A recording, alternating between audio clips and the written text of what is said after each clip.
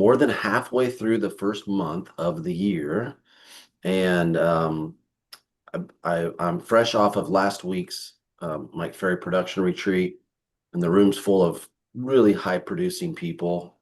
Well, most of the room's full of high producing people, I would say, and and then everyone, pretty much everybody, wants to get better when they're at that. They want to pick up something, and so when you go to these things, whatever you go to, whether it's a any kind of real estate function or a sales function, or heck, it could be a church function. It's something where there's a gathering of people in community where you're trying to improve yourself.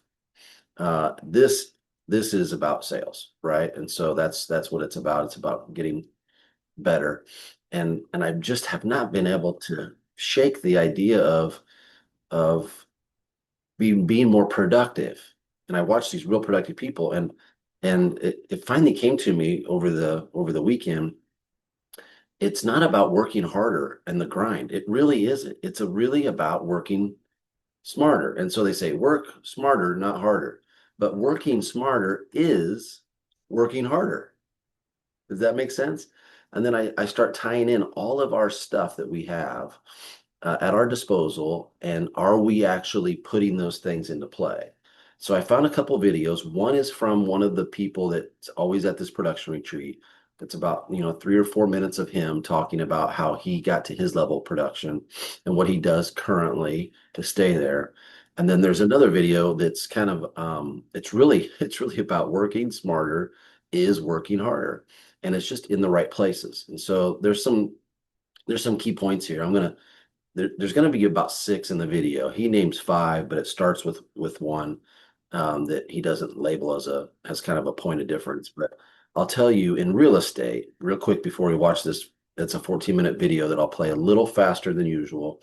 Um, but there's some points about working smarter is working harder in real estate. And it's not about doing less. It's about being disciplined enough to stop doing the wrong things. I don't know if that makes sense. But hard work is saying no to busy work. That can be hard. Hard work is building systems before you need them. And I go right to when we brought SkySlope on as a brokerage and as an agent, you would just, oh, I got to put my stuff in SkySlope at the end of the transaction. And when you learn to work with SkySlope from the beginning, it was like putting all these rocks in your wheelbarrow and then taking those down to the creek versus taking one rock at a time down to the creek. You put everything in there, and then you can function from your phone, from the baseball diamonds, from wherever you are on vacation, because everything's in there. And the people helping your business while you're gone or busy can actually function within your business better. And it's about building systems. SkySlope is a system. And hard work's about kind of doing the uncomfortable setup work, which which once you do it once, you just you just have to kind of repeat what you set up. You don't have to repeat the setup process. So many people are just trying to always get ready. And that's fun. That's busy work. It feels good. It's not the boring, repetitive stuff that professionals do, but getting ready kind of feels like I'm productive. I'm doing something. And anyone can grind, but fewer people in the world will design, right? They'll design whatever their system is and stuff. And so I think systems are the new hustle. I think that's the new grind. I've believed that for a long time. It's why we have the four-step listing process. It's why we developed the four-step buyer process. The agents that don't recreate their buyer conversations every time are doing simple hustle items, but they've designed that way, right? The pre-qual is the same every time. So you don't have to be magical every time. You're just connecting with people doing the same things. And checklists prevent drop balls. You can pre-write your follow-up sessions instead of winging it all the time. And we have this new listings action plan tab in Carpenter Connect. It's just those are checklists. Those are ways to kind of those are systems that help you stay in place. And if you have templates for how do I do pricing? If I have templates for these are my objection handlers. I just go to these every time. These are my templates for my seller communication. You'll see in this Mike Ferry podcast video at the end what this guy does. And so If speed is a competitive advantage, then working smarter means that you're kind of moving faster without being in lower quality. Hopefully that makes sense too. Faster listing launches win sellers, right? I mean, if you're getting to pre-qual quicker and you're sending pre-listing packets and you're doing step three, the same with the buyer process. If you're doing a buyer consultation and you're going through all the pre-qual questions and that moment ends with them getting pre-qualified financially, right? That's a competitive advantage because that's speed. And then your faster follow-up becomes really, quite frankly, a competitive advantage in the marketplace. It helps you make faster decisions. And speed doesn't come from effort, it just comes from being prepared. You think about you think about this IU football team. They made it all the way there because they were prepared. And the one moment they weren't prepared, the kid goes off sides, right? The kid goes off sides and they almost lose the game because of not being mentally prepared enough to stay from going off sides. And they've had the fewest penalties of any team. So some of that being prepared is repetition, and repetition is usually where agents burn out because your personality types, you're usually a type A personality, or you have ADHD, and you got to find a way to use it to your advantage. And repetition doesn't always feel fun and good. But hardworking agents, they they do things usually three times, and they do it the same way three times, and that builds out the thing, right? That builds out the way that they repeat things. And so sometimes it's I show up every day, and this is when I start prospecting. This is how I show houses, right? These are the same things I do over and over again. And once you build it once and you refine it, and you can reuse it forever, whatever that system is. And tools don't replace effort. We know that, right? They multiply it. And so um, if you can just get whatever you use for a CRM, hopefully it's Carpenter Connect, because that thing is doing magical things for our agents.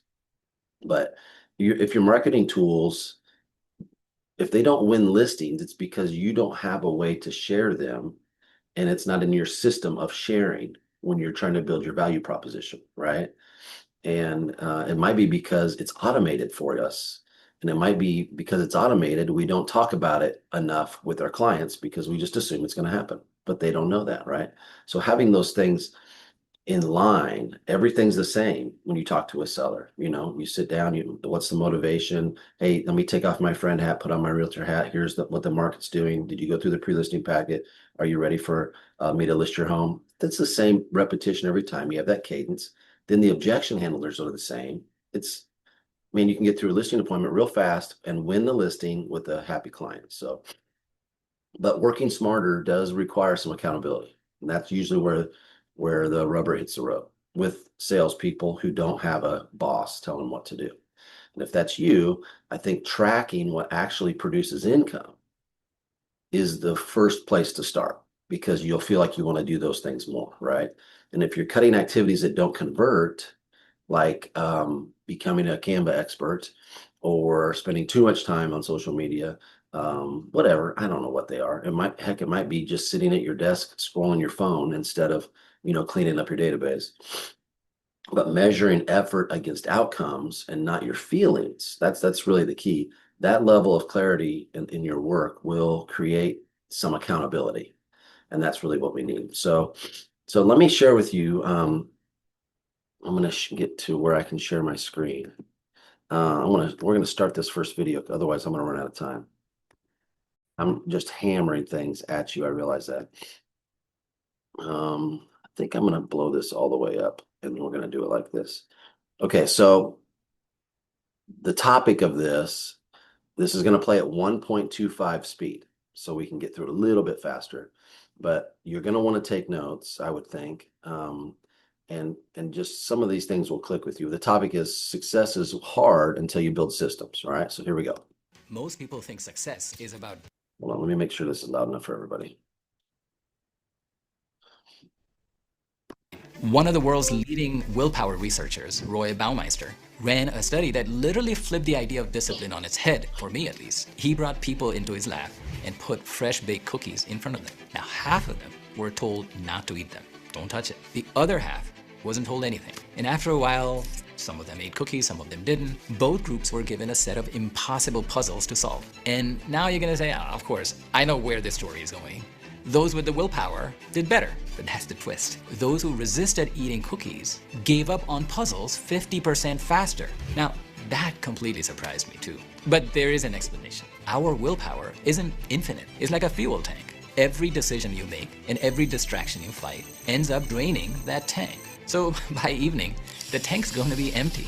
That's why you feel like you failed. Not having willpower is not a sign of failure or weakness. It's just biology. Judges deny parole more often in the afternoon than in the morning. Same cases, same type of facts, but their mental fuel is depleting. We keep trying to solve a biological problem with vague solutions like willpower. Noah Lyles is the world's fastest man right now.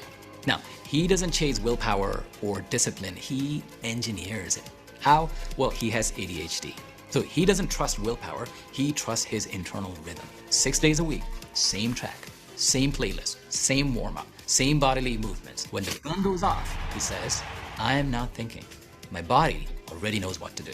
That's not discipline, that's design. He's not fighting biology, he's using it. When the margin between a gold medal and a silver is just 1/500th of a second, those routines give him the edge. So why not use the same logic to your advantage? Pick one task that you've been avoiding for a while, or the task that has been avoiding you for a while, and lock the 3 variables: time, place, and trigger. Let's say it's deep work that you want to do, and it's always 9 a.m. on Thursday. And so at 9 a.m. on Thursday, on your deep work day, show up at the same desk, same playlist, phone on airplane mode, no Slack, no email. Now you're on autopilot. That sounds terribly simple, right? But that's the point. Simple systems are the hardest to break. The more you force yourself into these kind of rhythms, the less you have to rely on willpower anymore. Instead, you'll be able to take advantage of your mental algorithm. A psychologist at NYU, Peter Gollwitzer, studied students who were trying to exercise over Christmas break. And he did something very interesting. He divided them into 2 groups.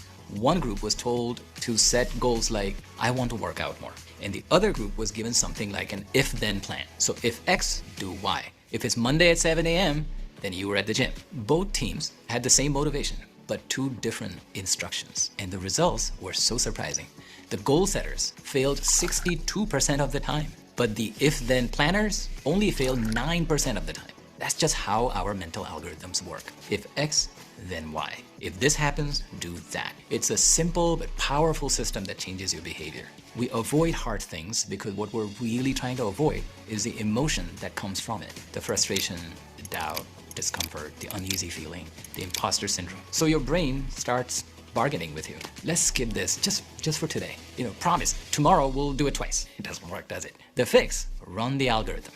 Why? Because the if-then algorithm helps you see those emotional bargains as just data signals. You take out the drama, you take out the debate, and in your head, you just run the code. If it's 3 p.m. Thursday, your deep work starts. If you had lunch, you walk for 15 minutes. If it's Friday afternoon, you review your week. If it's Sunday night, plan for the next week. Whatever it is that you want to program in your if-then algorithm, you can do it. And then execute. Take out the debate. But here's what most people don't realize. Even with all these systems in place, there's one step that makes everything stick. To outsource your decisions. Atul Gawande is a famous surgeon, and he was curious about surgical errors. While he was doing his research, he found something very disturbing. That world-class surgeons were making so many mistakes that were totally preventable. They knew better, but somehow under pressure, their performance was uneven.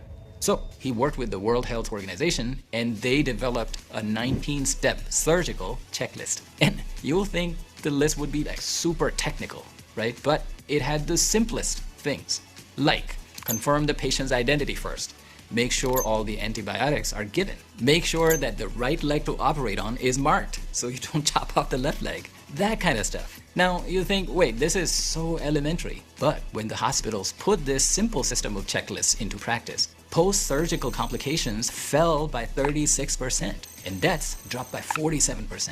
Same surgeons, same skills, just a simple checklist as a safety net when their cognitive load was peaking. That's the power of the system working for you. And the paradox here is that the better you get at mastering something, the more structured the systems you will have to rely on. Checklists aren't just for beginners, They are for experts, especially experts who do hard things. That's why pilots with 10,000 hours of flying still read the same checklist every single flight. Not because they forgot how to fly, but because they don't trust their own memory under pressure. So no matter what level of expertise you're at, you can use checklists to become more effective. The 3 checklists I love making in my life: to-do list, the to-want list, and to-be list. The to-do list is about execution. The to-want list is about expansion. And the to-be list is about personal evolution. These checklists aren't about creating bureaucracy. They are about creating bandwidth for your brain so it can focus on what must be done, on the hard things. If your craft matters to you, and if your career matters to you, and you take pride in doing hard things, then the easiest way to keep track of what you want to do is your checklist. But even with the simplest system like checklist, there is still one problem. What happens if your brain tries to bypass the system entirely? Which brings me to principle number 5. You have to become the system. I've seen great musicians and great leaders and great spiritual masters, and they all have this one thing in common. Harvard researchers scanned the brains of Tibetan monks during their meditation sessions, and they found that all the monks had their brain waves synchronized with each other across all the individuals, perfectly in rhythm. Now, these monks weren't trying to focus, or they weren't trying to motivate themselves, and they were obviously not trying to synchronize their brain waves, but their nervous system over time had evolved into developing that pattern. Years of repetition had given rise to this beautiful resonance, and they didn't need motivation to do it. So what's the secret that these monks can teach us? Motivation doesn't drive repetition. Repetition drives motivation. When your brain can predict the cadence, it starts craving the cue. Over time, you don't have to push yourself every day. Your biology starts to pull you forward. That's how your brain lights up. And that's how you become the person who does the hard things over and over again, but it almost seems effortless. Now, it is not effortless. That's just a myth. When you see someone like Roger Federer doing that perfect serve, it seems effortless, but he has put in thousands and thousands and thousands of reps over countless years, day after day, night after night. But our brain, over time, starts following those patterns. And once the pattern takes over, your brain stops chasing the reward, it starts craving the repetition itself. So tonight, don't just try to change your entire life. Design one tiny rule that changes your tomorrow. Build the right systems, and those systems will build the right you. If you like this video, subscribe to my channel for more content like this, and check out my... Okay, I'm going to go back to the very, very beginning of this and see if I can catch this real quick. Most people think success is about discipline or working more hours. And sure, they will get you to the top 10%. But to reach the top 1%, the rules are completely different. I was once homeless and I thought I was a failure. Today, I'm a multimillionaire, investor, board member, advisor, $2 billion tech companies. And I didn't get there by working harder, but by designing systems that did the hard work for me. So instead of giving you motivational fluff, I'm gonna share 5 simple principles to finally do the hard things you've been avoiding. Principle number 1, So some of this, let me stop sharing for a minute. I just wanted you to see that it's really little systematic things. And I look at people like Jeanette Ham, I look at her, it's the repetition builds the motivation, right, Jeanette? It's every day. 2 summers ago, she decided every day I'm going to get up and I'm going to prospect for new business. I'm going to find new business. And then you start layering in systems into that. The one part of this video, I don't remember hearing it this time for some reason, and maybe I wasn't paying attention, but I guess, but it is don't have a plan B. Don't have plan B. And I remember Susan Blanford telling me when she was our office manager in Brownsburg and our regional manager out on the west side. She never had a plan B. And I always felt like that at the beginning of my career, that kind of held me back a little bit because I could always have went back and taught school, coached sports, whatever. I could have done something in that arena, and that having a plan B really kind of kept my both feet out of real estate, if that makes sense. It kept one and the other door, like, well, if this doesn't work out, or if I don't do this. And I think that's the real challenge here is just don't have a plan B. Go full speed into these 5 things and think about force function activities, right? Think about how to do that. So I want to share with you this other video. Let me share my screen again. And this is one of the top producing agents in the Mike Ferry organization. And he's an agent let me start this with, he's an agent in Las Vegas. And I'm not going to go share his whole story, but it is on this new Mike Ferry podcast. I mean, he literally had a job that paid at max 55, 60,000, and then he got into real estate and he's fumbled his way through figuring out how to be very productive. But I want us to hear, so you only see the end product. That's the problem here. You don't get to go on his journey because you're going to have your own journey if this is where you're going, right? Or wherever your destination is in real estate sales. But I want you to hear the next 4 minutes or so of his discussion. What he's coming off of is the point that he traveled more in the last year than he ever has. And I mean, spent a week in, I think, or spent a month in Switzerland with his fiance, right? That kind of stuff. And you think, well, how do people do these things? And it literally comes back to working smarter is working harder and leveraging all these systems and tools that we have at our disposal with Carpenter, right? Meaning I can go on vacation and I do have someone who will cover my business for me. That is a great in company system that is not found anywhere else. And so you're just going to have to find your way. But if you listen to some of these things and you start working on your business once a week, that's what I want you to hear from Dan here. He literally shuts down, and he gets a little disparaging about social media, which is fine. We don't care about it here, but he really has some good points. So let me play the next 4 minutes or so of his interview. You have to work the time you're supposed to be working. Right. And every year in my business, Hold on. This is how I watch videos. So I'm going to go back to normal. All right, here we go. I've worked, I would say, less total hours, but the times when I'm working, I'm way more focused on high impact activities that are actually moving the needle. So that's been the progression. Yeah. How do you keep all that stuff out of your world? You know, there's a million distractions that we all have every day. How do you keep that stuff out? That's a good question. That's something I've done well overall. In the morning, I try and do the first 3 hours. I call it for my sage brain, like the best part of my brain that doesn't get distracted, like the monkey brain and all of the crazy stuff. So no social media. I block my email until 11 a.m. I can't even get into it. I use an app, the Freedom app, so I can't literally log into my email if I want to until 11. Good. So the first 3 hours of the day, I find that's just my best time to get anything meaningful done from the time that I wake up until usually around, I would say I start looking at email around 11, but sometimes I get sucked into stuff around 10, 10:30. But by then, all of the outbound prospecting is done. Wow. Okay. So you literally have put this box around yourself that you don't even have access to some of the things that are the anchors for other real estate agents. Yeah. And I personally, this is just me, I don't like social media at all. I'm personally not on it at all. Yeah. I think it's a toxic waste dump of negativity, but that's just my opinion. Yeah. I know some agents use it and they get business from it and it's great. That's just for me. I think it's very distracting and not worth my personal time. So some stuff I think we just need to unplug from altogether. And do you do this a little bit? Like you do actually unplug from some of the technology at a little larger scale, don't you? Yeah, I do disconnected days. Yeah. So I try and do Tuesdays most weeks where I have a whole day of no email and no texting. So that takes a lot of work to set that up, and it's not easy at scale and high production. And so that basically becomes a full outbound prospecting day of just lead generating purely with nothing else.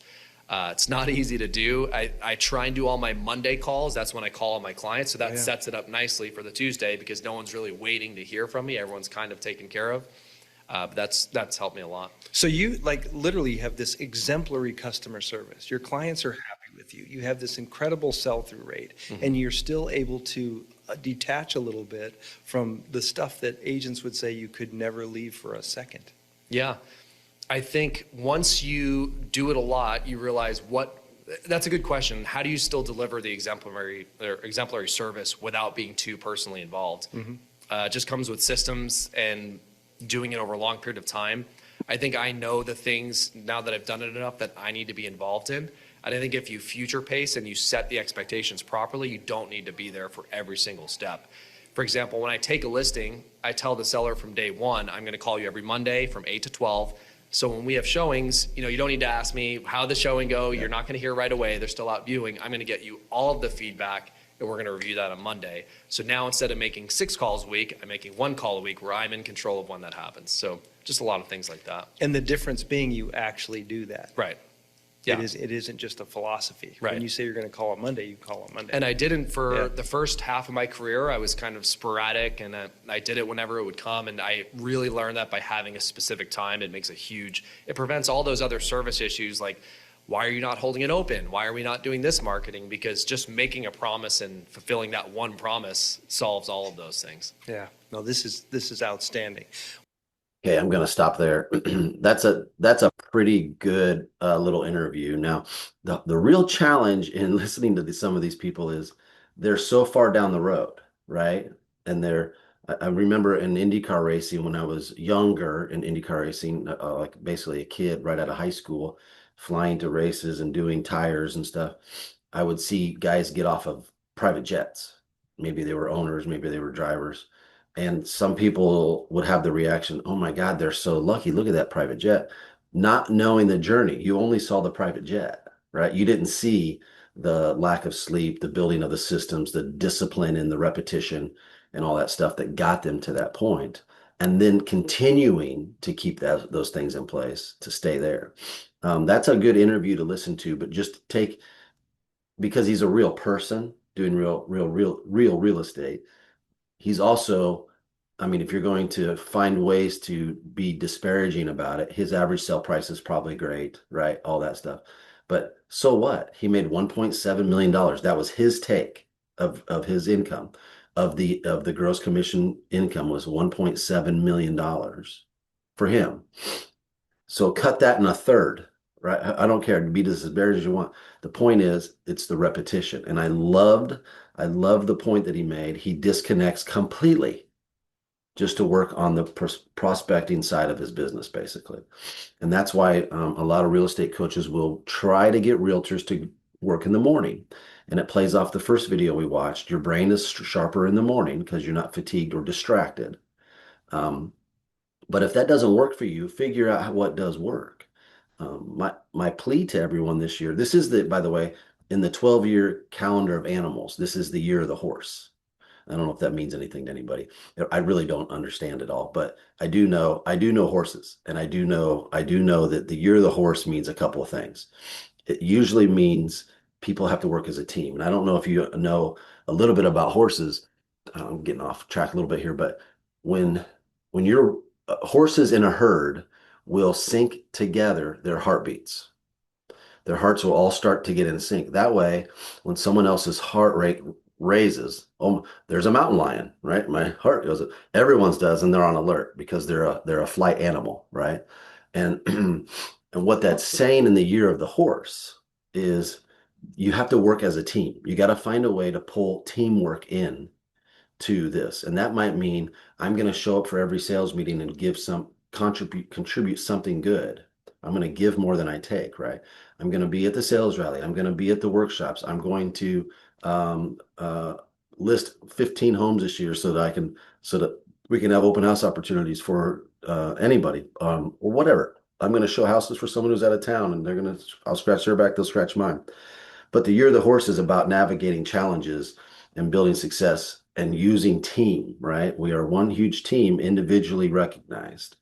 And I think if you can just take some of the tidbits of these two videos, put some repetition to work, use the systems that are in play for you already, and then focus once a week on your business. Concentrate, shut your phone off, find a place that's quiet, put 2 or 3 hours into working on my business, and then go out and perform the habits that needs to help you stay successful. So that's that's the message today. I mean, next week is the sales rally. You're going to see we're rolling out a really cool tool that will save you a ton of time working your database.